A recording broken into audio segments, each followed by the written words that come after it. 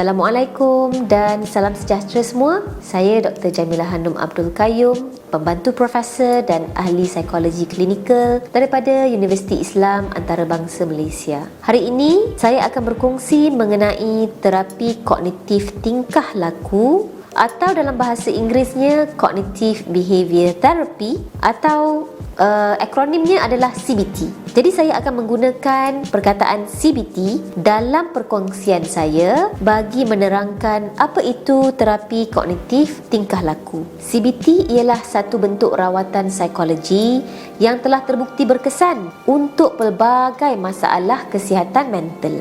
Contohnya, masalah kemurungan, kebimbangan, masalah penggunaan alkohol dan dadah, masalah tingkah laku pemakanan dan penyakit-penyakit mental teruk yang lain seperti bipolar. Selain daripada berkesan terhadap pelbagai masalah kesihatan mental, CBT juga terbukti berkesan menangani masalah psikologi yang dihadapi oleh pesakit-pesakit kronik yang lain seperti diabetes dan kanser. Untuk pengetahuan semua, banyak kajian penyelidikan yang mendapati CBT membawa kepada peningkatan yang ketara dalam fungsi dan kualiti hidup. Dalam kajian-kajian ini, CBT didapati sama berkesan atau lebih berkesan daripada terapi-terapi psikologi yang lain. Ada juga kajian yang mendapati CBT turut lebih berkesan daripada ubat-ubatan psikiatri. Walau bagaimanapun, lebih banyak kajian yang menunjukkan apabila CBT dijalankan dan diambil bersama ubat-ubatan psikiatri, masalah kesihatan mental lebih berkesan untuk diuruskan dengan lebih baik. Penting untuk saya tekankan di sini bahawa CBT telah dibuktikan berkesan berdasarkan kaedah penyelidikan dan amalan klinikal yang berterusan. Sememangnya, CBT adalah pendekatan yang mempunyai bukti saintifik yang mencukupi dalam menghasilkan perubahan pada seseorang individu. Maka dengan itu, CBT berbeza daripada banyak bentuk rawatan psikologi yang lain. Mari kita lihat beberapa prinsip-prinsip teras CBT. Pertama, masalah psikologi seseorang berpunca sebahagiannya daripada cara berfikir yang tidak rasional. Kedua, masalah psikologi seseorang berpunca sebahagiannya daripada corak tingkah laku yang tidak membantu. Dan ketiga, orang yang mengalami masalah psikologi boleh mempelajari kaedah yang lebih baik bagi menguruskan cara berfikir yang tidak rasional dan tingkah laku yang tidak membantu. Ini boleh mengurangkan masalah kesihatan mental, meningkatkan fungsi dan kualiti hidup mereka.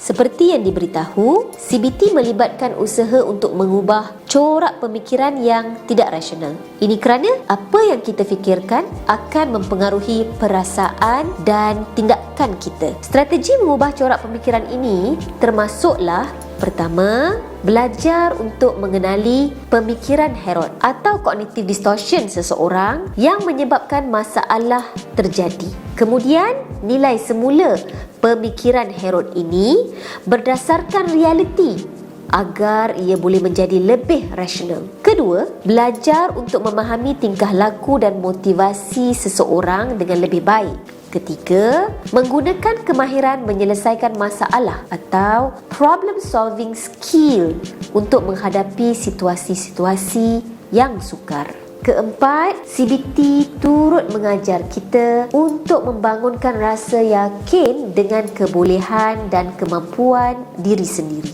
Rawatan CBT juga biasanya melibatkan usaha untuk mengubah corak tingkah laku seseorang. Strategi ini mungkin termasuk: pertama, CBT mengajar untuk berdepan dengan ketakutan seseorang, bukan mengelakkannya. Kedua, CBT menggunakan main peranan atau role play bagi mempersiapkan seseorang belajar berinteraksi dengan masalah yang berpotensi dihadapi dengan orang lain. Ketiga, CBT mengajar cara-cara untuk menenangkan fikiran dan merehatkan tubuh badan. Bukan semua CBT menggunakan kesemua strategi yang telah dibincangkan.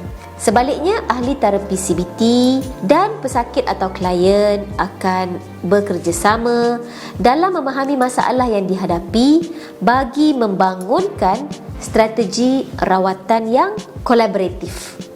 CBT memberi penekanan untuk membantu seseorang individu belajar menjadi ahli terapi untuk diri mereka sendiri melalui latihan dalam sesi serta latihan kerja rumah di luar sesi.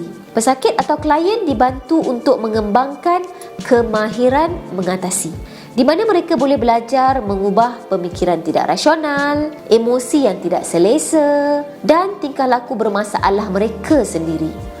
Ahli terapi CBT menekankan perkara yang berlaku dalam kehidupan seseorang pada masa ini. Bukannya tentang sejarah hidup di masa lampau yang telah membawa kepada kesukaran mereka.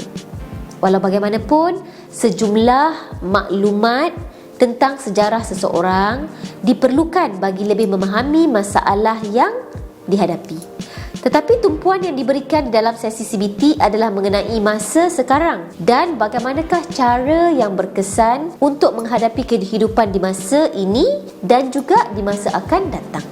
Itu sahaja penerangan ringkas daripada saya mengenai terapi kognitif tingkah laku atau Cognitive Behaviour Therapy CBT. Sebelum saya mengakhiri sesi kita, saya ingin mengingatkan apa yang kita fikirkan akan mempengaruhi perasaan dan tindakan kita. Bab kata ahli falsafah Greek Epictetus, kita tidak terkesan dengan apa yang berlaku ke atas kita, tapi kita terkesan dengan cara kita berfikir tentang apa yang berlaku. Dengan ini, saya mengajak penonton-penonton semua untuk belajar-belajar uruskan fikiran kita agar fikiran kita jadi lebih baik, emosi kita lebih tenang dan tindakan kita lebih rasional. Assalamualaikum dan salam sejahtera.